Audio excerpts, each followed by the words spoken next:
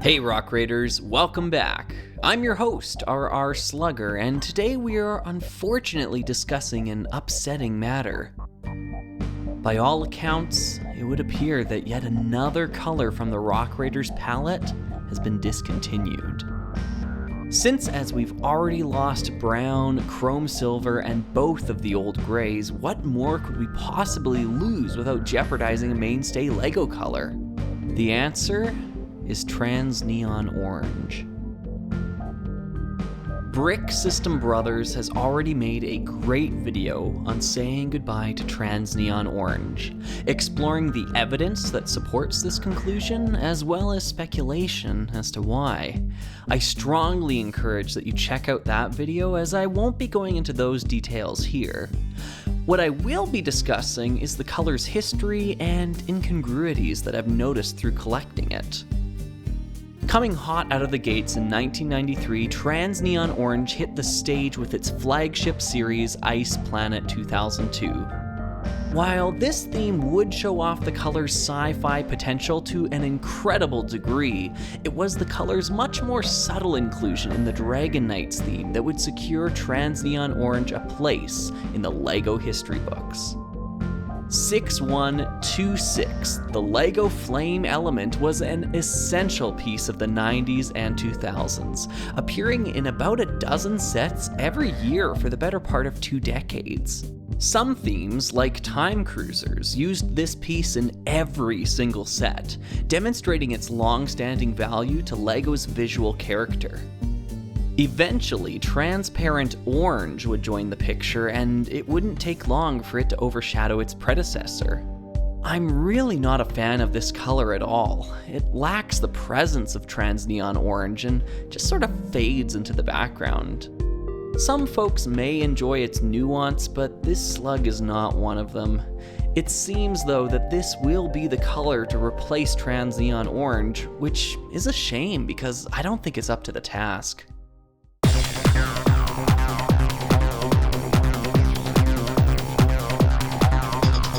Now, this may not be the take you were expecting from me, but I actually wish they would have discontinued Trans Neon Orange much earlier. This may come as a confusing turn to this video, as I've spent the whole time waxing rhapsodic about the color, but here's why. Sometime during the life cycle of Trans Neon Orange, the color changed. As an example, here is a windshield piece from 2017's Nexo Knights. And here is a similar windshield piece from the before-mentioned Ice Planet.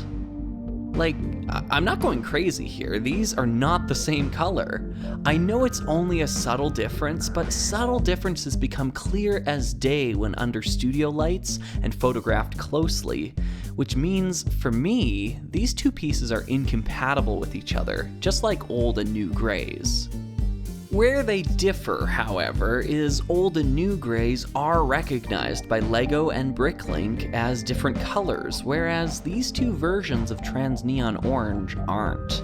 Could you imagine the chaos that would ensue if light gray pieces and light bluish gray pieces weren't distinctly defined? I feel like that exact scenario has happened here. Very frequently when I order Trans Neon Orange parts, I am greeted with a mixture of new and old versions of the color, and for someone like me who is always photographing LEGO up close, this can be incredibly frustrating. If a perfect match between the old color mixture and the newer mixture wasn't actionable, and clearly it wasn't, then I think I would have preferred the Trans Neon Orange color be retired altogether, back when it was still truly one color. In 2022, now it seems as though I have my wish, but unfortunately this is long after the damage to the secondhand market has been done. So what does this mean for all of us? Well, if we want to build more with Trans Neon Orange, we will have to just rely on old stock to do it. Fortunately, as Rock Raiders fans, we are already well accustomed to this. Sadly, it does mean that certain new pieces will not be coming in Trans Neon Orange, so we can stop holding our breath. It also casts a dark shadow over another staple LEGO color, Trans Neon Green. To my knowledge, there has been no evidence that this color has a planned exit date.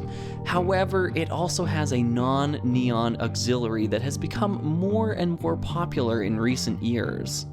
This is a similar trajectory that saw the end of trans neon orange, so I feel like there is a cause for concern here.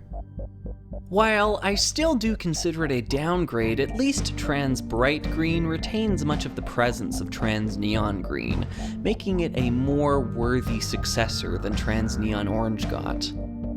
On an optimistic note, the color mixture inconsistencies I mentioned about trans neon orange don't appear to affect trans neon green to the same degree. This might be something that supports the color's continued existence, but this could just be wishful thinking. Many of the other retired Rock Raiders colors had a very clear successor, perhaps with the exclusion of Chrome Silver, which still seems to be up in the air to me. Trans Neon Orange, however, doesn't have this yet, and as you can see, Transparent Orange just can't fill these shoes. After hearing about the loss of Trans Neon Orange today, I'm going to be holding my chainsaws a little closer to my heart.